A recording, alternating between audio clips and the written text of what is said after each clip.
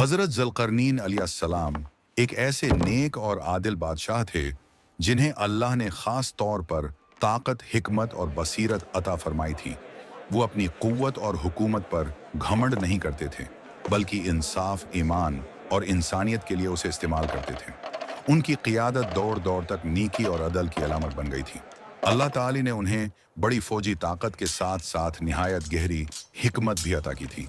वो हर कौम के दरमियान अदल करते, फैसला करते वक्त कभी जुल्म को बर्दाश्त न करते। उसी लिए वो दुनिया में जालिमों के लिए डर और मजलूमों के लिए उम्मीद बन गए थे। एक दिन वो अपने पहले बड़े सफ़र पर मगरबी इलाकों की तरफ रवाना हुए। वो एक ऐसी सरजमीन तक पहुंचे जहां लोग एक तारीक चश्मे के करीब रहते थे। ऐसा लगता था जैसे सूरज इसी जगह गुरूब होता हो। वहां के लोगों को देखकर उन्हें एक आजमाइश हुई कि उनके दरमियान कैसा फैसला करें। चुनांचा उन्होंने फसाद करने वालों को सजा दी और नेक लोगों को इज्जत और इनाम दिया। उनका अदल वहां के लोगों के दिलों में बस गया। फिर वो अपनी दूसरी मुहिम पर मशरिक की तरफ रवाना हुए। वो ऐसी जगह पहुंचे जहां लोग बगैर किसी साए और पहाड़ के खुले आसमान के नीचे रहते थे। ज़ुल्क़रनैन अलैहिस्सलाम ने उनकी जिंदगी को समझा और उन पर कोई हुक्म जबरदस्ती नाफिज ना किया, बल्कि हिकमत और नरमी से उनकी रहनुमाई की।